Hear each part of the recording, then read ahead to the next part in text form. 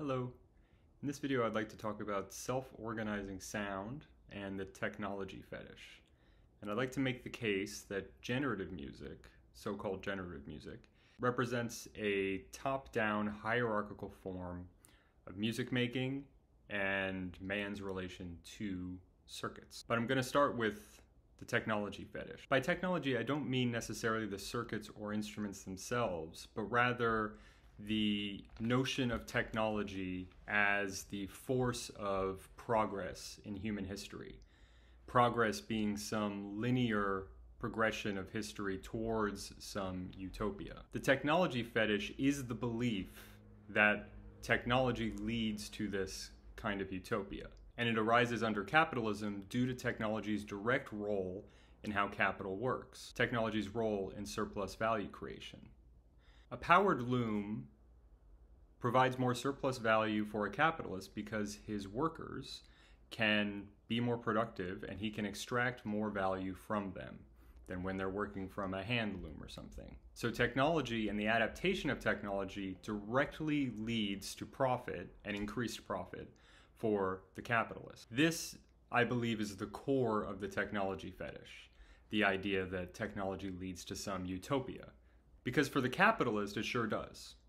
The more surplus value they're able to extract from workers, the deeper their belief in technology grows. These things are in motion together. They believe in technology deeper the more that technology allows them to extract more profit from workers. Now, we know very well that we are currently boiling the earth in the interest of generating more wealth for the already wealthy. And everyone knows that the problem at its core is capitalism, that the insatiable hunger for growing profit, growing extraction, growing waste, and all the inequality that comes with that is leading us towards climate catastrophe. Among the capitalist class, however, arises the belief that this is not a systemic problem, but rather a technological one. That there is obviously a technological solution to climate change, and that if we just keep pouring money into it, we'll find it. Just like capitalism keep growing and spiraling outward and expanding, and we'll find a technological solution to stop climate change, while, more importantly, allowing me to preserve all of my wealth. So tech, while telling themselves this fairy tale, meanwhile does what technology always does, which is produce surplus value and profit for the capitalist class. What have been the major technological innovations of the past 5 years, let's say? Crypto, NFTs, new technological financial institutions to create reservoirs to pour accumulated wealth into. Wealth that they have accumulated more and more by extracting from workers and raising inequality. This, I believe, is the technological fetish. So what does this have to do with synthesizers? It may seem strange to go on a seemingly anti-technological rant and then start playing with synthesizers. But as before, when I say technology, I don't mean the technology itself, the circuits and instruments, but rather the larger notion of technology. In fact, the circuits and instruments are really just byproducts of that larger question. Synthesizers emerge from the discarded parts of mid-century American capital, namely the Defense Department. Marx and Marxists are not Luddites, as sometimes can be imagined, but rather just believe that technology doesn't have to play this role in society, that it can play a different, more libertary role. Technology's position in capitalism is critical to understanding how capitalism works, but under a different social formation, technology can play a completely positive role, provided the system that it's structured around is not one based on inequality and wealth extraction and exploitation.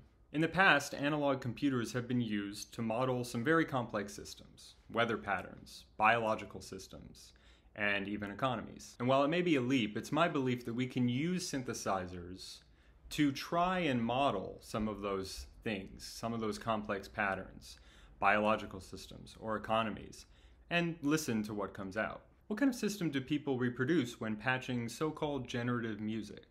Sometimes seems like people are always talking about generative music, and from what I can understand, typically generative music goes a bit like this. There's some random voltage generator that can then be passed through some kind of quantizer to quantize random voltages into particular pitches or particular rhythmic sequences that are then used to drive rather typical synthesizer patches.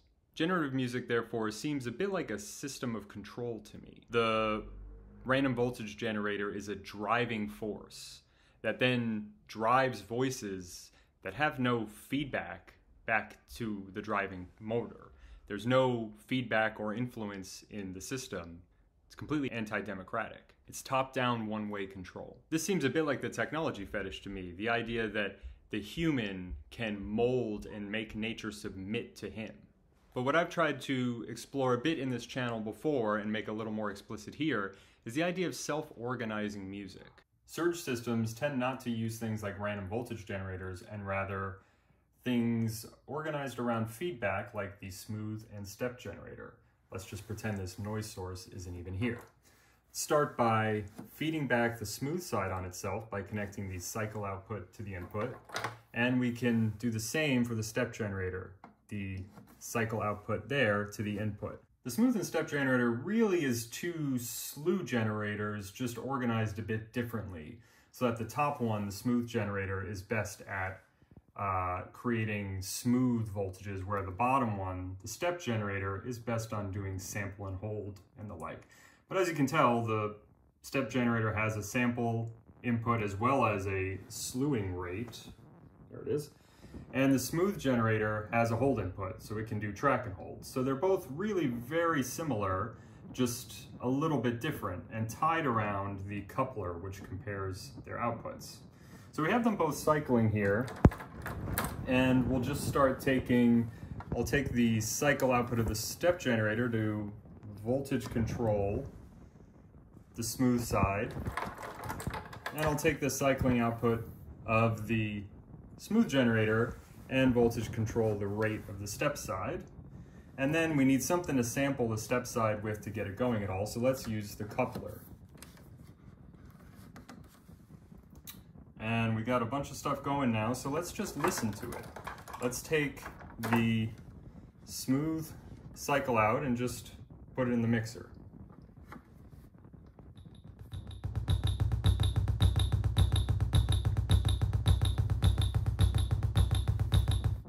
We can also take the coupler out and listen to that as well. And let's throw that through a resonant equalizer just to give it a bit of, give the sound a bit of body, and take that and put it into a second channel and hear how these two channels, the smooth and the coupler, are interacting.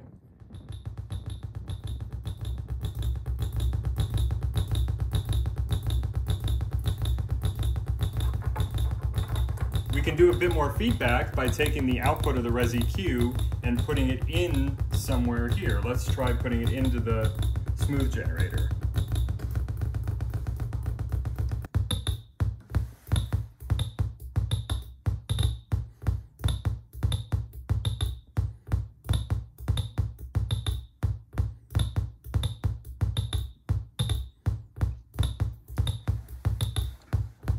Let's take this cycle output and instead ping a filter, listen to that low pass output, and maybe take the stepped output to drive the frequency of that filter.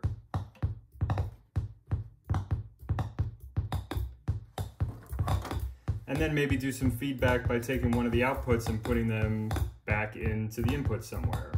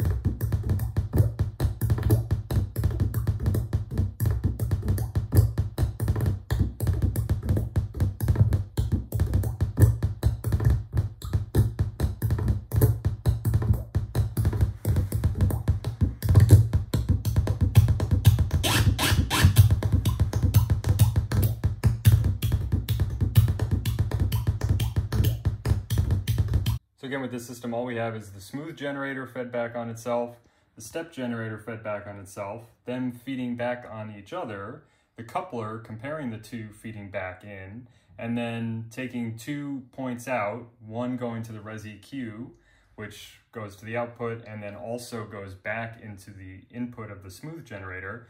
And the same with an output, I think one of them is the coupler and the other is the cycle output, going to the variable Q filter, the low pass filter going out to our output and also going back in to the smooth input. So as you can see, there's a world of sounds here in this little ecosystem we've built, an ecosystem that exhibits chaos, not randomness. Chaos is not based on randomness, but rather interference patterns, structures interfering with each other and something new arising from their combination. Chaos describes systems that are not random, but are very complex, weather systems, biological systems, things like pawns, and also social systems, things like human social systems or economies. So the system here organizes itself, interferes with itself. Multiple interference patterns combine and are compared and then go off and influence other things and then come back in. There's not a random element anywhere driving this patch, but these circuits are free to do what they want and organize themselves according to their relations with each other. This is a self-organizing system and potentially a liberatory path out of the morass of generative music.